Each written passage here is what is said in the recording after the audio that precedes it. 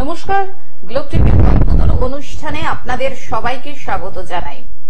জীবনে ভালো থাকতে গেলে অবশ্যই সঠিক পথে চলতে হবে, আর এই সঠিক পথ দেখানোর জন্য অবশ্যই প্রয়োজন একজন সঠিক পথ প্রদর্শকের।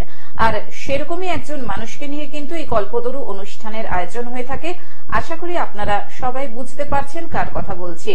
উপস্থিত রয়েছেন কৃষ্ণমূর্তি সনাতন জ্যোতিষ বিশেষজ্ঞ, হস্তরেখাবিদ, বাস্তুবিদ, শাস্ত্রসম্মত জ্যোতিষ, যিনি বিশ্বাস করেন one time remedy, life time বেনিফিটে। অল ইন্ডিয়া অ্যাস্ট্রোপামিস্ট তন্ত্র রিসার্চ সেন্টারের জ্যোতিষ শিক্ষক, যিনি আধুনিক জ্যোতিষের পুঙ্খানুপুঙ্খ বিচার, বিজ্ঞানসম্মত বিচারে বিশ্বাসী জ্যোতিষী সুব্রত চক্রবর্তী মহাশয়। সাহিত্যে MA BEd, জ্যোতিষবিদ্যা বাচস্পতি, জ্যোতিষবিদ্যা বারিধি গোল্ড মেডেলিস্ট, এবং এই বছর অর্থাৎ 2024 সালে সুব্রত তাকে আন্তর্জাতিক সংস্থা HBT থেকে জ্যোতিষ মহাগৌরব সম্মানে ভূষিত করা হয়েছে। সুব্রত তার প্রতিকার কথা বলে, যেটা সব সময় আমরা বলে থাকি। এই যে সুব্রতদা এই সম্মানে, এত সম্মানে ভূষিত হয়েছেন, তার কারণ একটাই, তার কারণ হচ্ছে তার অভিজ্ঞতা এবং দক্ষতা, এবং সর্বোপরি তার অনবদ্য প্রতিকার, যে প্রতিকার 100% বিজ্ঞানসম্মত। সুব্রতদা প্রতিকার করেন সম্পূর্ণ চক্রম D38 এবং কর্মভাবা কুবের চক্রম D31 চার্টের উপরে ভিত্তি করে। আর এই প্রতিকারে উপকৃত বহু মানুষ। প্রতিটি পর্বে সুব্রতদা বিভিন্ন ধরনের বিষয় নিয়ে আলাপ আলোচনা করেন। আজকে অন রিকোয়েস্ট অর্থাৎ দর্শক শ্রোতা বন্ধুরা অনুরোধ করেছেন একটি অত্যন্ত গুরুত্বপূর্ণ বিষয় নিয়ে দাদাকে আলোচনা করার জন্য। সেটি কি না, সেটি হচ্ছে সন্তান যোগ। সন্তান হবে কিনা, বা হলে কখন হবে, সন্তান মেয়ে হবে না ছেলে হবে। আর অনেকেই দেখা যায় যে সন্তান আসছে কিন্তু ভূমিষ্ঠ হচ্ছে না, অর্থাৎ মিসক্যারেজ হয়ে যাচ্ছে বারবার। কেন হয়? নানান রকম প্রশ্ন দর্শক শ্রোতা বন্ধুরা করছেন দাদাকে, এবং সেই কারণেই আজকের এই কল্পতরুর লাইভ ফোন ইন অনুষ্ঠানে সুব্রতদার আলোচ্য বিষয়বস্তুই হচ্ছে সন্তান যোগ নিয়ে। আর আপনারা যারা আপনাদের যে কোনো ধরনের সমস্যা নিয়ে সরাসরি সুব্রতদার সঙ্গে ফোনে কথা বলতে চান, তারা চলে আসুন আমাদের দুটো ফোন নাম্বারে ফোন করে 0332571255 এবং 0334008143 আসুন আজকের এই কল্পতরুর লাইভ ফোন ইন অনুষ্ঠানে আরো আরেকবার স্বাগত জানাই বিশিষ্ট জ্যোতিষী, আমাদের পরম মিত্র, ভরসার মানুষ, অত্যন্ত কাছের মানুষ সুব্রত চক্রবর্তীকে। স্বাগত সুব্রতদা আরো আরেকবার এই অনুষ্ঠানে। সবাইকে নমস্কার জানাচ্ছি। অনুষ্ঠান শুরুর প্রথমেই আমার পিতামাতাকে প্রণাম জানাই মা তারার চরণে, প্রণাম জানাই সমস্ত বয়োজ্যেষ্ঠ মানুষদের প্রতি যারা আমার অনুষ্ঠান নিয়মিত গ্লোব টিভিতে দেখে চলেছেন। প্রত্যেক বৃহস্পতিবার দিন দুপুর 2:30, প্রত্যেক সোমবার দিন দুপুর 2:45, এবং এছাড়া অন্য আরেকটি মিডিয়াতে আপনারা লাইভ পান আমাকে প্রত্যেক রবিবার দিন দুপুর 2:45। এবং যখন আপনারা আমার অনুষ্ঠান খুব ভালোবাসেন, তো এখন তো আপনারা লাইভ দেখছেন, এবং যদি মনে হচ্ছে আপনারা আপনাদের কাজের অবসরে দেখতে চাইছেন, তো আপনারা যে কোনো সময় আপনাদের যে হাতে মোবাইল রয়েছে, স্মার্টফোনে ইউটিউব অথবা ফেসবুকে গিয়ে আমার নামটি সার্চ করতে পারেন, অথবা গ্লোব টিভির যে পেজ রয়েছে ইউটিউব অথবা ফেসবুকে, সেই গ্লোব টিভি পেজ থেকে আমার অনুষ্ঠানগুলোকে কিন্তু ফলো করতে পারেন। এবং এই যে সুন্দর অনুষ্ঠানটি আপনারা বাড়িতে বসে মোবাইলে অথবা টিভিতে বসে দেখছেন, এই সুন্দর অনুষ্ঠানটি পৌঁছে দেওয়ার পেছনে ক্যামেরার ঠিক ওই পারে টেকনিশিয়ান দাদা ভাইরা রয়েছে। তো গ্লোব টিভির সমস্ত টেকনিশিয়ান দাদা ভাইকে শুভেচ্ছা ভালোবাসা জানাই, এবং কর্তৃপক্ষের শুভেচ্ছা ভালোবাসা জানাই, এবং সঞ্চালনায় যিনি রয়েছেন সুপর্ণাদিকে অনেক শুভেচ্ছা জানাই। দর্শক বন্ধু, আপনারা প্রত্যেকেই জানেন আমার অনুষ্ঠান মানেই নতুন আলোচনা। তো অনুষ্ঠান শুরুর প্রথমেই আজকে দিদি বলে দিয়েছে আমার আলোচনার বিষয় কি, এবং এই আলোচনাগুলো করা হয় কিন্তু আপনাদের অনুরোধে। তো আপনারা কোনো বিষয় যদি আলোচনা শুনতে ভালোবাসেন, আমি প্রত্যেক অনুষ্ঠানেই বলি, তো আমার যে হোয়াটসঅ্যাপ নাম্বার রয়েছে 9831707058, এটাতে আপনারা হোয়াটসঅ্যাপ করে জানাতে পারেন। এছাড়া আমার যে মেল আইডি রয়েছে subrot7070@gmail.com। তো আপনারা অনেকেই মেল করেছেন বা হোয়াটসঅ্যাপ করেছেন এই বিষয়টাকে, সেটা হচ্ছে সন্তান যোগ নিয়ে, এবং সন্তান যোগ নিয়ে একাধিক আপনারা প্রশ্ন করেছেন। প্রথম যে প্রশ্নটা ছিল সেটা হচ্ছে, আমাকে বলেছেন যে আমার ভাগ্যে সন্তান যোগ আছে কি না নেই, অর্থাৎ সন্তান যোগ আমার ভাগ্যে কি আছে। এই প্রশ্নটা অনেকে করেছেন যে সন্তান যোগ যদি থাকে, তার মানে সেই প্রশ্নটা কেন করে, তার মানে কোথাও গিয়ে তার মিসক্যারেজের কোনো সমস্যা তৈরি হয়েছে, বা অনেকে ভয় পেয়ে থাকে নতুন যারা কাপলস। তবে আজকের অনুষ্ঠানটা যারা নতুন সদ্য বিবাহিত বা যারা সন্তান নিয়ে বিভিন্ন সমস্যায় ভুগছেন, তাদের জন্য অত্যন্ত কিন্তু ইন্টারেস্ট এবং যুক্তিযুক্ত।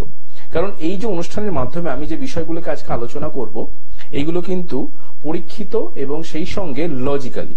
এবং এই লজিক যদি আপনাদের জন্মকুণ্ডলী অনুযায়ী আপনারা একটু মিলিয়ে নিতে পারেন, তাহলে দেখবেন আপনারা বাড়িতে বসেও কিন্তু অনেক কিছু বিষয় জানতে পারবেন।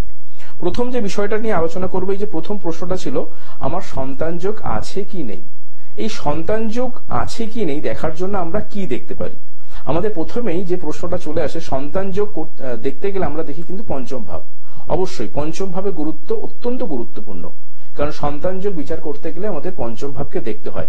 আপনারা দেখতে পারেন যদি আপনাদের ন্যাটাল চার্ট যদি থাকে D1 চার্ট অথবা সম্পূর্ণ চক্রম, দুটো চার্টেই কিন্তু সেম প্রসেস থাকবে।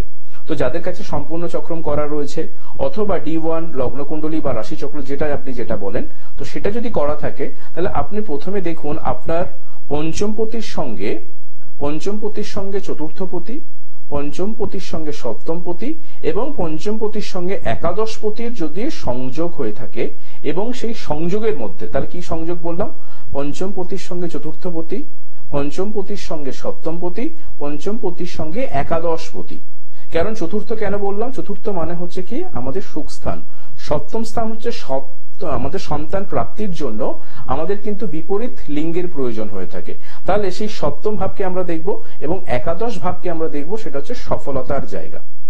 এবং আপনাকে প্রথমেই দেখে নিতে হবে আপনার পঞ্চমপতি কোথায় কিভাবে অবস্থান করছে, কার স্টারে অবস্থান করছে এবং সেই অধিপতি গ্রহ কোন নক্ষত্র প্রাপ্ত হয়েছে। যদি এইগুলো সমস্ত কিছু ভালো হয়ে থাকে এবং আপনার জন্মকুণ্ডলিতে যদি পঞ্চমপতির সঙ্গে শুক্র এবং মঙ্গলের খুব ভালো সহাবস্থান হয়, তাহলে কিন্তু আপনার সন্তান যোগ অবশ্যই রয়েছে, আপনার সন্তান যোগ অবশ্যই রয়েছে। এবার প্রশ্নটা গেল এইটা লজিক্যালি আমাদের প্রথম একদম স্টেপ, যে আমাদের সন্তান যোগ আছে কিনা। অর্থাৎ এই স্টেপ যদি আপনি পার করে থাকেন তার মানে আপনার সন্তান যোগ রয়েছে। কিন্তু এইখানেই শেষ নয়, এরপরে কিন্তু আমি একটু ভেতরে যাব, মানে আমি একটু জ্যোতিষ শাস্ত্রে আর একটু গভীর তত্ত্বে যদি আমি আলোচনা করি।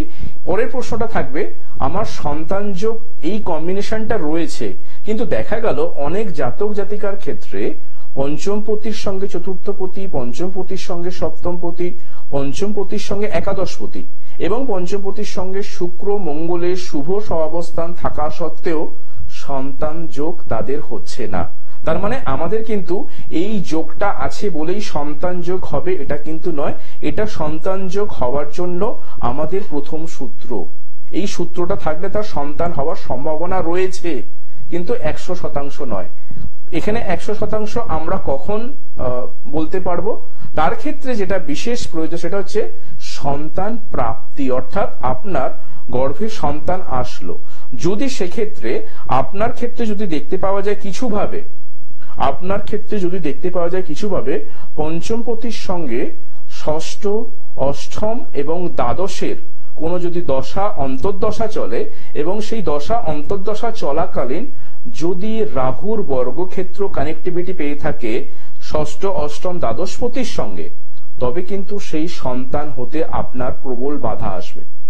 বোঝা গেল ব্যাপারটা? মানে এবার অনেকে প্রশ্ন করেছেন যে সন্তান আমার হচ্ছে না বা সন্তান আমার গর্ভে আসছে কিন্তু সেটা কিছুভাবে নষ্ট হয়ে যাচ্ছে, মিসক্যারেজ হয়ে যাচ্ছে। সেটা হতে পারে যে আমার বহুদিন হয়তো থাকতে, দেখা গেছে এমন সময় ডেলিভারির সময় তার সন্তান নষ্ট হয়েছে, ডেলিভারি হওয়ার পরে সন্তানের কোনো সমস্যা হয়েছে। তার মানে কি সেই সংযোগটা তখনই তৈরি হবে যখন আপনার প্রথম কানেকশনটা ঠিক রয়েছে। দ্বিতীয় কম্বিনেশন আমাদের দেখতে হবে যে পঞ্চমপতির সঙ্গে ষষ্ঠ, অষ্টম এবং দ্বাদশের অধিপতির দশা অন্তর্দশা চলছে কিনা। যদি চলে তাহলে সেখানে রাহুর বর্গক্ষেত্র যদি সংযুক্ত হয়ে থাকে তবেই কিন্তু আপনার সন্তান এসে নষ্ট হবে। এবার এখানে প্রশ্ন হচ্ছে যদি কোনো জাতক জাতিকার ক্ষেত্রে বা আমি দেখলাম যে সেই মেয়েটির ক্ষেত্রে পঞ্চমপতির সঙ্গে ষষ্ঠপতি, অষ্টমপতি, দ্বাদশপতির সংযোগ চলছে, সেখানে রাহুর বর্গক্ষেত্রের একটা সংযোগ রয়েছে, তাহলে আমরা তাকে সেই মতো কিন্তু রেমিডিয়াল গাইডলাইন করে থাকি। এখানে গাইডলাইনটা কি রয়েছে না, দেখবেন আমাদের যে কোনো প্রাপ্তি মানে সন্তান যোগের জন্য পঞ্চম চতুর্থের সংযোগ, পঞ্চম সপ্তমের সংযোগ, পঞ্চম একাদশের সংযোগ, পঞ্চমের সঙ্গে শুক্র মঙ্গলের সংযোগ খুব বেটার। পঞ্চমপতি কোন নক্ষত্র প্রাপ্ত হয়েছে, কোন গ্রহ প্রাপ্ত হয়েছে, তার স্টার লর্ড সাবলর্ড কি, এটা আমাদের ফার্স্ট স্টেপ। এবার হচ্ছে আমাদের প্রাপ্তি যোগটা হয়েছে কিনা সেটা কিন্তু দেখতে গেলে পঞ্চমপতির সঙ্গে এই কম্বিনেশন যেটা বললাম, চতুর্থ সপ্তম একাদশ শুক্র মঙ্গলের সঙ্গে আমাদের দ্বিতীয় পতির সংযোগ হওয়াটা অত্যন্ত জরুরি। দ্বিতীয় মানে কি? দ্বিতীয় মানে হচ্ছে আমাদের প্রাপ্তি জায়গা, অর্থাৎ আমাদের সন্তান হওয়ার জন্য আমরা এই কম্বিনেশনটা দেখলাম, কিন্তু অনেক ক্ষেত্রে সন্তান ভূমিষ্ঠ হতে গিয়ে সমস্যা তৈরি হচ্ছে। তার মানে ষষ্ঠ অষ্টম দ্বাদশের দশা অন্তর্দশা অথবা রাহুর বর্গক্ষেত্রের একটা সংযোগ পাচ্ছি। তাহলে আমরা যদি এটার সমস্যা থাকে, তাহলে এটার যদি আমরা প্রতিকার প্রতিবিধান করে আমরা যদি দেখতে পাই যে সেই জাতক জাতিকার ক্ষেত্রে বা সেই জাতিকার ক্ষেত্রে বিশেষ করে পঞ্চমপতির সঙ্গে দ্বিতীয়ের সংযোগ নেই, যদি দ্বিতীয় সংযোগ একত্রীকরণ হয়ে থাকে, তবেই কিন্তু তার সন্তান যোগ বা সন্তান লাভ হবে। অর্থাৎ এই সূত্রগুলোকে কিন্তু আপনাকে মেনটেন করতে হবে। তার মানে কি, সন্তান যোগ আছে কিনা আমরা প্রথমে দেখে নিলাম, কিন্তু এই পঞ্চমপতি, চতুর্থপতি, সপ্তমপতি, একাদশপতি, পঞ্চমপতির সঙ্গে শুক্র মঙ্গলের সংযোগের সঙ্গে যদি দ্বিতীয় সংযোগ ভালো হয়ে থাকে, তবেই কিন্তু আপনার সন্তান প্রাপ্তি হবে। এবার অনেকে প্রশ্ন থাকে যে সন্তান আমার একটি না দুটি, অর্থাৎ অনেকের হয়তো একটি সন্তান হয়েছে, এবার অনেকের কোয়ারিজ থাকে যে দাদা আমি দ্বিতীয় সন্তান নেওয়ার জন্য ইচ্ছা প্রকাশ করছি, আমার কি ভাগ্যে রয়েছে? আমরা একটা এরকম ফ্যামিলি আলোচনা করছি, আমরা দ্বিতীয় সন্তানের জন্য প্রস্তুত নিচ্ছি, তো সেটা কোনো সমস্যা হবে না তো, বা সেরকম কি কোনো যোগ রয়েছে? তাহলে সেখানেও কিন্তু সেই সংযোগটা কিন্তু আমাদের দ্বিতীয় পতির কম্বিনেশনটাই আলোচনা করবে, এবং এই দ্বিতীয় পতি থেকে একাধিক আলোচনা করা যায়। যেমন কি আমার সন্তান কন্যা হবে না পুত্র হবে, অর্থাৎ ছেলে সন্তান না মেয়ে সন্তান হচ্ছে, সেই দ্বিতীয় পতির সংযোগই কিন্তু আপনাকে বলে দেবে যে আপনার কন্যা সন্তান হতে চলেছে না পুত্র সন্তান হতে চলেছে, বা দ্বিতীয় পতির সংযোগ আপনাকে বলে দেবে আপনার দ্বিতীয় সন্তানের যোগ রয়েছে কিনা।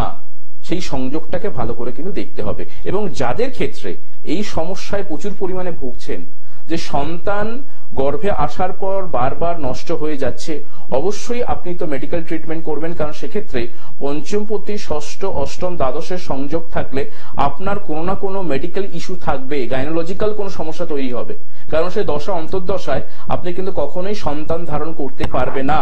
তো সেক্ষেত্রে অবশ্যই ডাক্তারবাবুদের পরামর্শ আমরা সবসময় নিতে বলি, কারণ আমরা মনে করি আমাদের শাস্ত্র তো অবশ্যই, কিন্তু ডাক্তার আমাদের কাছে কিন্তু ভগবানের মতো, তো তাদের পরামর্শ অবশ্যই নেওয়াটা প্রয়োজন।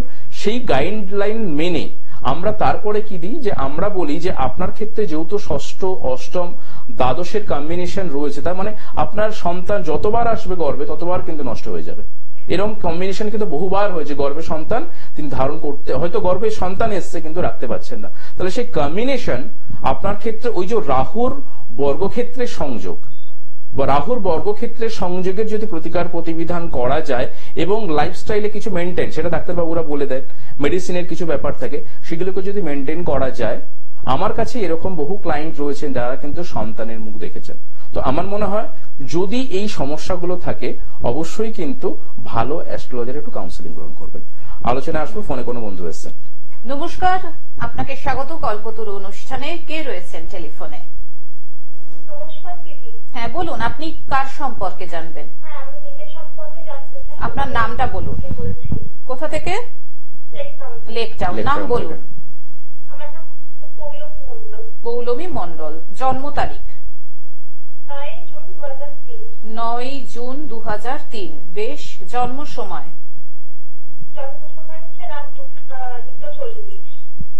রাত 2:40। জন্মস্থান? আচ্ছা আচ্ছা, তোমার জন্মবারটা কি সোমবার ছিল পৌলমী? হ্যাঁ, ওটা তো যেহেতু 12টার পর ওটা সোমবার হয়ে যাচ্ছে। ভেরি গুড, তুমি কারেকশন করেই বলেছো, ঠিক আছে। আচ্ছা, তোমার লগ্নটা হচ্ছে মেষ লগ্ন, রাশি হচ্ছে কন্যা রাশি, জানা ছিল তো? এইটুকু জানা ছিল, ওকে।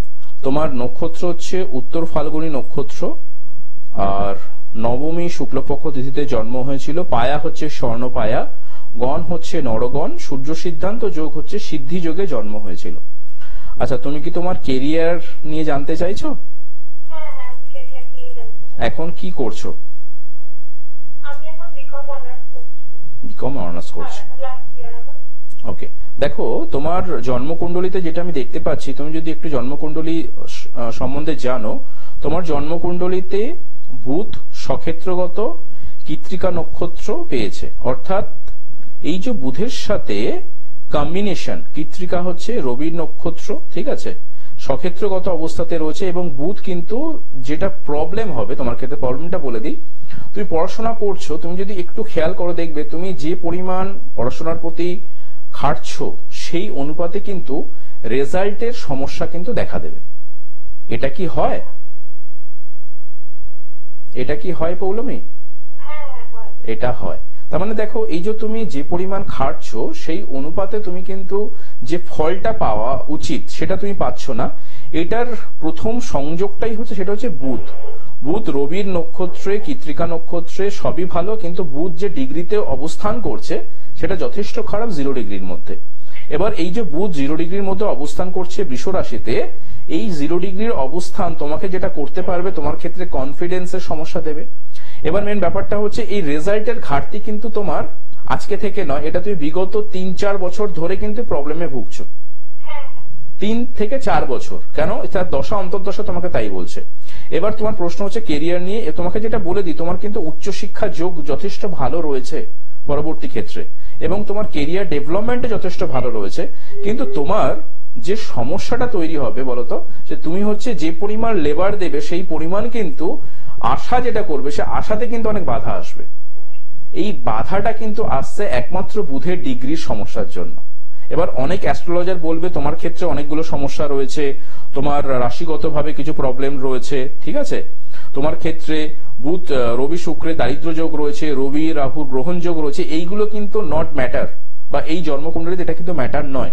কিন্তু তোমার চার্ট যথেষ্ট ভালো, তুমি ভবিষ্যতের ক্ষেত্রে সরকারি চাকরি, এবং সেই চাকরিটা আমাদের ওয়েস্ট বেঙ্গল গভর্নমেন্টের আন্ডারে কিছু গভর্নমেন্ট চাকরির সংযোগ কিন্তু রয়েছে, ঠিক আছে, সেইটা তুমি অবশ্যই অ্যাপ্লাই করবে, এবং ভবিষ্যতে কিন্তু চাকরিজীবী যথেষ্ট ভালো। কিন্তু এই চাকরি পেতে যে বেগটা সমস্যা হবে, মানে তোমার যে এখন প্রবলেমটা দেখা দিচ্ছে না, যে তুমি যে পরিমাণ পড়াশোনা করবে সেই পড়াশোনা অনুযায়ী মান পাবে না, সেই জায়গাটাকে তুমি এখন থেকে একটু গার্জেনকে নিয়ে এসে কোনো অ্যাস্ট্রোলজার বন্ধুর সঙ্গে পরামর্শ করে বুধের ডিগ্রির প্রতিকারটা একটু করিয়ে নিও, তাহলে দেখবে তোমার জীবন যথেষ্ট ভালো হবে।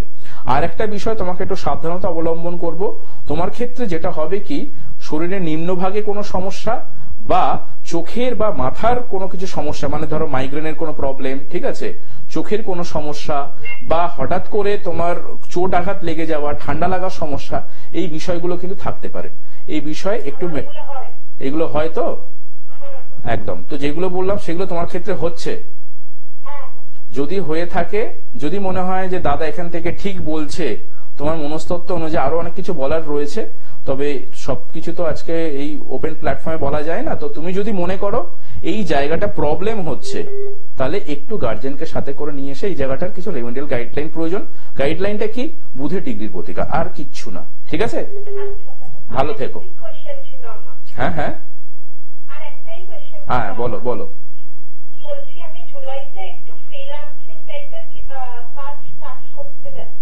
না, করো না, এখন তুমি মন দিয়ে পড়াশোনা করো।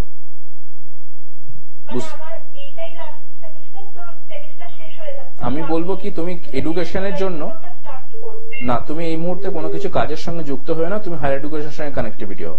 কারণ এই কোনো কিছু কাজের সঙ্গে যদি যুক্ত হয়ে যাও, এখন যা দশা অন্তর্দশা তোমাকে সাপোর্ট করবে না, তৃতীয় পতি কম্বিনেশন দেখতে অর্থ রোজগার হবে, কিন্তু আলটিমেটলি তোমার কেরিয়ার হ্যাম্পার করবে, ঠিক আছে? ওকে, ভালো থেকো। ধন্যবাদ। সুব্রত তার প্রতিটি কথাই মিলে যাচ্ছে তার সঙ্গে, এবং প্রতিটি পর্বে যে সকল দর্শক শ্রোতা বন্ধু সুব্রত তাকে ফোন করেন, এবং সুব্রত তা এখান থেকে যেভাবে বলেন, তাতে আশা করি আপনারা বুঝতেই পারছেন দাদার অভিজ্ঞতা কতখানি এবং দাদা কতখানি দক্ষ।